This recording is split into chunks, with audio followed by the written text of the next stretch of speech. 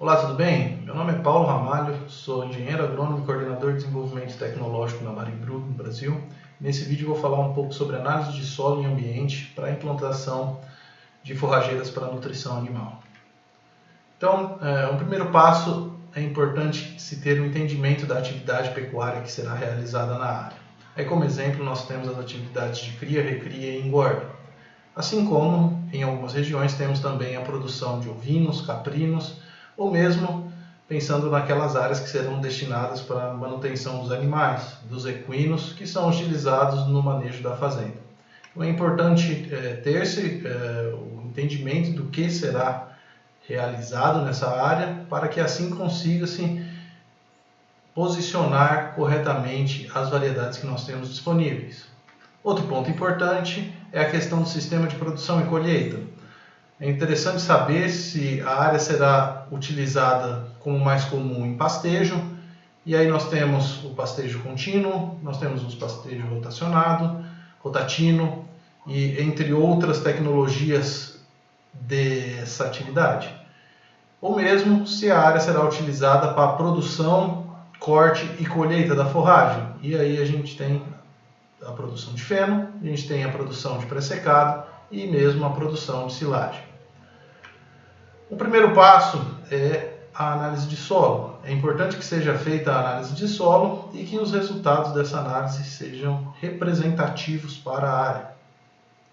Então, uma recomendação é que faça-se a estratificação da área que será implantada. Ou seja, aqui no Brasil nós temos a situação de solos muito manchados, ou seja, nós temos diferentes tipos de solo dentro de uma mesma área. Então é interessante que não se misture essas duas amostras, que seja feita separada a análise desse solo. Assim como em áreas mais declivosas e áreas de baixada. Então é importante que se separe isso para que você tenha uma ideia correta do que acontece numa e do que acontece na outra em níveis de fertilidade do solo. Outro ponto importante é o processo de amostragem. É necessário entregar ao laboratório uma amostra representativa da área.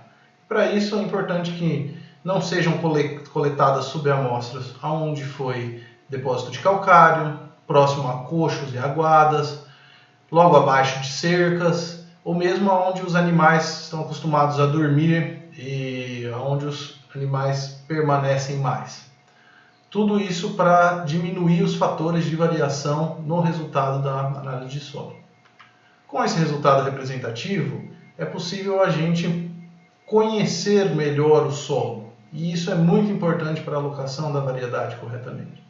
Então, com esses resultados, a gente conhece um pouco mais como está a acidez desse solo, qual é o teor de matéria orgânica, as concentrações dos macro e micronutrientes, assim como, na análise física, a textura do solo, que é muito importante para a gente conhecer a capacidade de retenção de água desse solo. Todas essas são características importantes e relevantes para a gente escolher a variedade. E aí pensando em caso de o solo não ser corrigido. Mas também a análise de solo serve para nós praticarmos e recomendarmos as quantidades de corretivos e fertilizantes que serão implantados na área.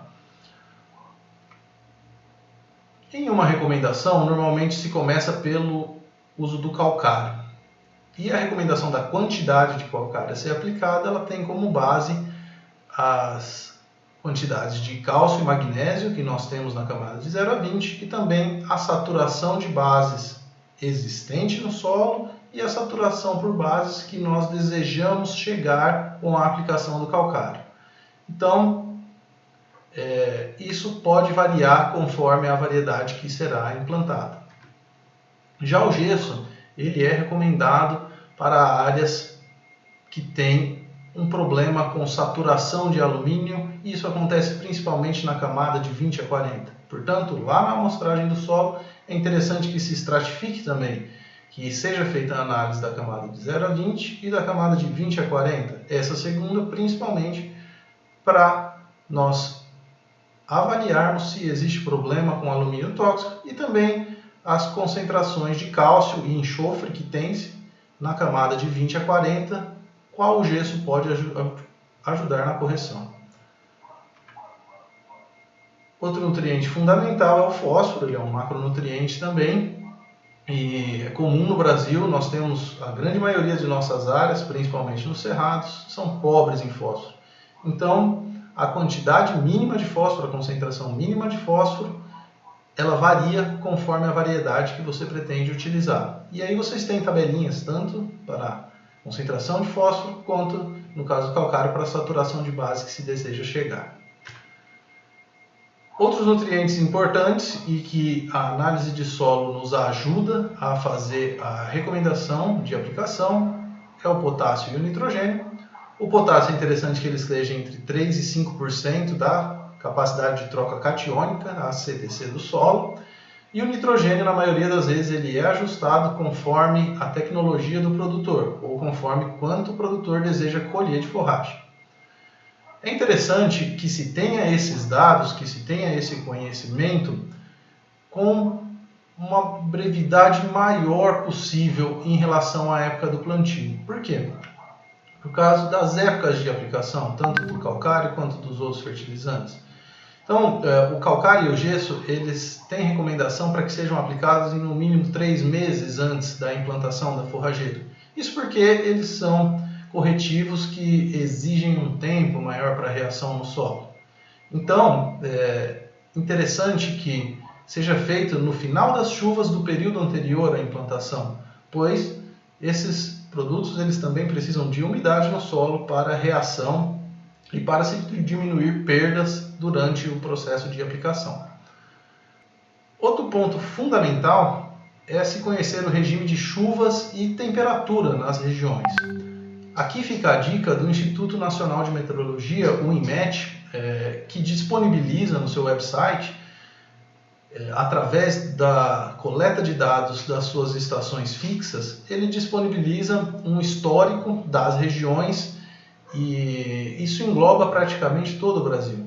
Então, na sua região, procure o município mais próximo aí no website e levante esses dados. É importante conhecer se você tem um inverno seco ou se o seu inverno é chuvoso. É importante conhecer a quantidade de chuva que existe no verão para a gente saber se isso vai fazer com que os solos permaneçam muito tempo encharcados ou não. Tudo isso contribui no posicionamento das variedades e aí nós vamos falar um pouco das características de cada variedade em um próximo vídeo. Aqui já seguem algumas dicas. Em áreas úmidas, ou seja, que tem persistência de umidade no solo ou mesmo alagamento, áreas que estão sujeitas a alagamento, é interessante que se utilize Mombaça e Toledo. Toledo também é conhecido como Charaés, mas que se faça uma mistura com alguma das umidícolas, e aí a gente tem a laneira e tem a umidícula comum. Por quê? Porque o próprio Mombaça e o Toledo eles não toleram muito tempo de alagamento, muito tempo de encharcamento. Então, nós vamos ter, o pecuarista vai ter, aliás, a forragem dessas variedades no primeiro ou eventualmente no segundo ano e, posteriormente, a umidícula vai dominar a área e ele vai ter a pastagem formada por umidícula, mas ele teve um benefício de uma forragem de melhor qualidade no início. Em áreas mais acidentadas, é importante que nós tenhamos um bom cobrimento do solo, isso para evitar que a água caminhe lateralmente pelo solo e leve consigo solo e nutrientes para a parte mais baixa. Então, dentre essas variedades estão a decumbens, está o maçai e também a gente pode citar as umidícolas. Em áreas mais arenosas, áreas com menos de 10% de argila, também o maçai e a decumbens são materiais interessantes, são materiais rústicos. E o próprio cultivar sabiá, que é um cultivar exclusivo da Barenbrug, ele pode ser recomendado para essas áreas, contudo exige a correção do solo. Ou mesmo aí a gente tem as umidícolas, que são cultivares de um gênero que é muito rústico, muito tolerante à baixa fertilidade do solo. Também, áreas com mais de 50% de argila, não é interessante utilizar o maçai, porque nessas áreas a capacidade de perfilhamento desse material é baixa e, consequentemente, a produção não vai ser a desejada. Bom, isso é tudo por esse vídeo. Nos vemos no próximo vídeo.